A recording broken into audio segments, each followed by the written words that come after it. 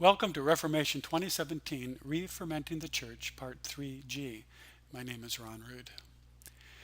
In the previous Ron Talk, 3F, I suggested that there are impediments to God's primary mission, the story of life, and to God's story of Jesus, that is, God's secondary and more recent mission of trying to heal and restore humans.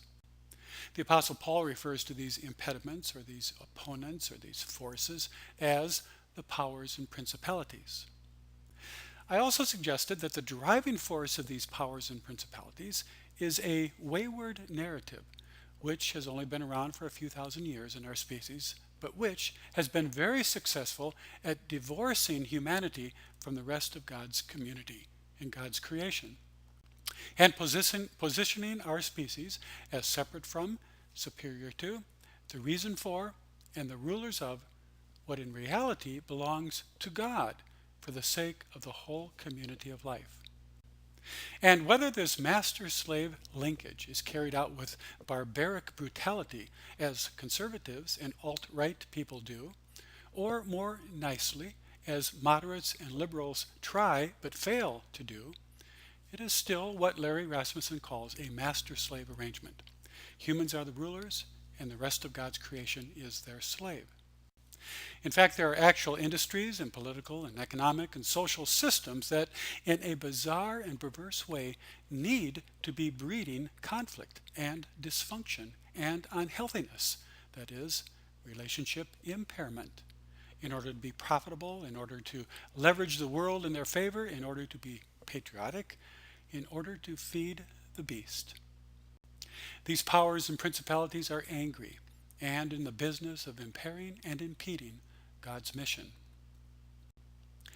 But in this Ron Talk, Part 3G, and the following one, 3H, I also want to suggest that it is not just the powers and principalities that are anti-God. No, there are also problems within Christianity itself. Here I want to explore four problematic teachings within Christianity: dominionism, original sin, the so-called atonement theories, and eschatology, or end times. I will look at the first two in this talk, and the second two in the next Ron Talk 3H. So first of all, dominionism. It's clear from the natural sciences that humans are not the center of the universe. Many humans think that we are, and then of course behave accordingly. But actually, dominionism is I-centeredness, and I-centeredness as individuals, as nation, and even as a species is the core definition of sin.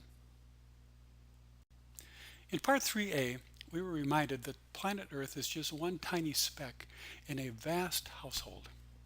And on this planet even, humans are just one out of millions of ecosystems and other species in God's Tov garden.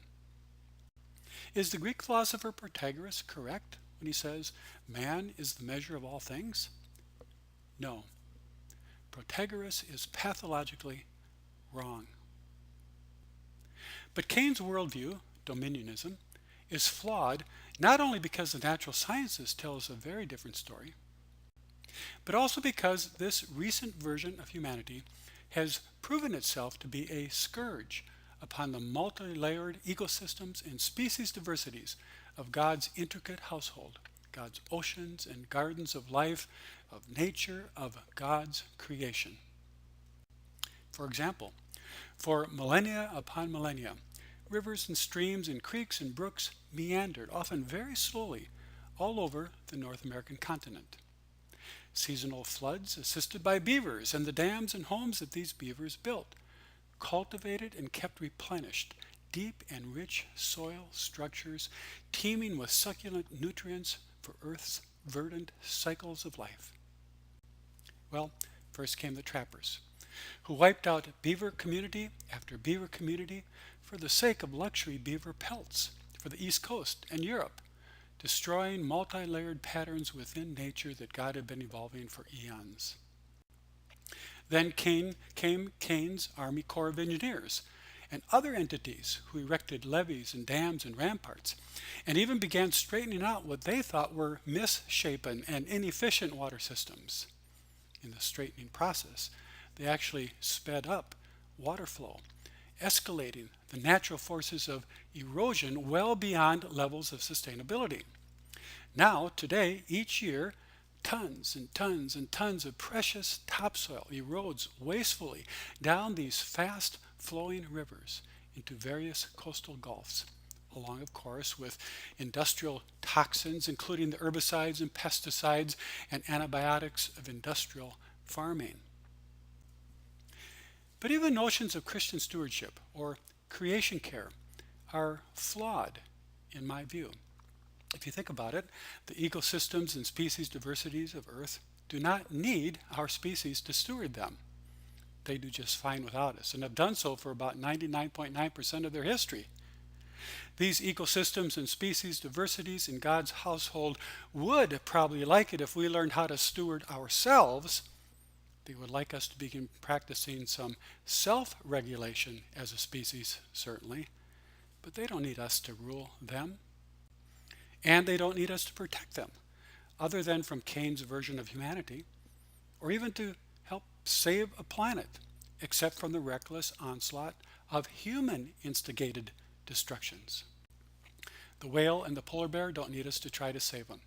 What they do need is for our species, Homo sapiens, to stop misbehaving in such gross ways that we are degrading their homes, their ecosystems, and bringing their species and others to extinction.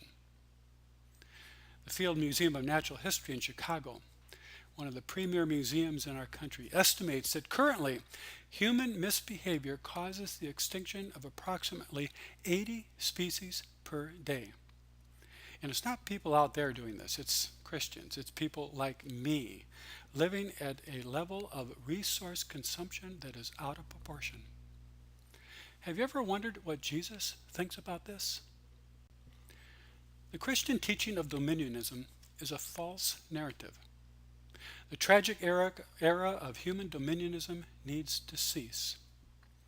My prayer is that its sad history will one day be relegated to history museums, where people can visit and remember a time when humans had gotten tragically off course.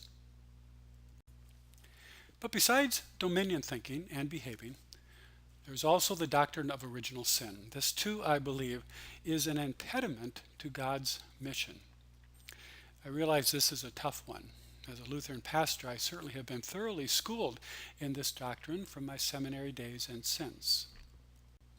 We need to know that original sin is not in Judaism, and is not that prevalent in Eastern Orthodox Christianity, nor African spirituality and other indigenous religions. It is the Western brand or version of Christianity that has been obsessed with this, including our friends St. Augustine and Martin Luther.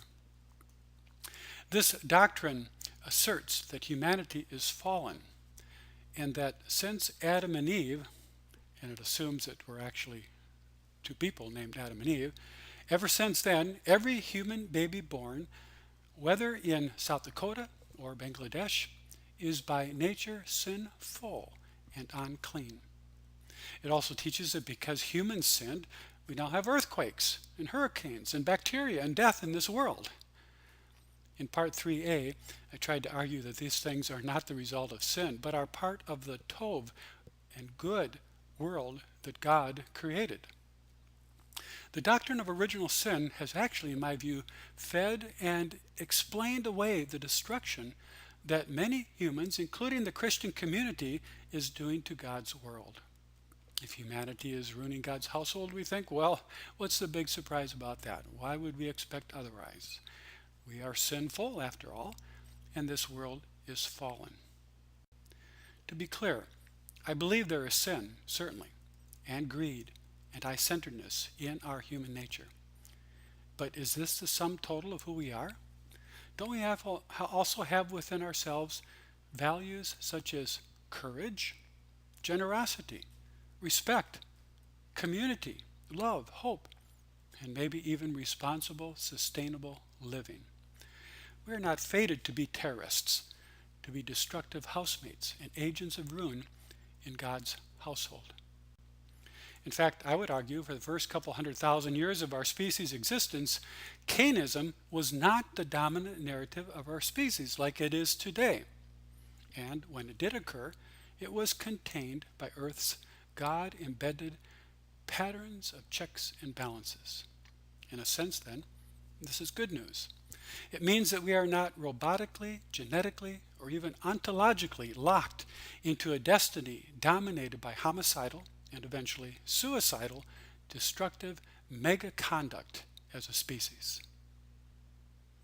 We can be able leavers. So, in this Ron Talk 3G, I've argued that the worldview of human dominion and the doctrine of original sin are both opponents to God's story of life and God's story of Jesus. In the next talk, 3H, I will explore the atonement theories and eschatology, two other problematic Christian teachings.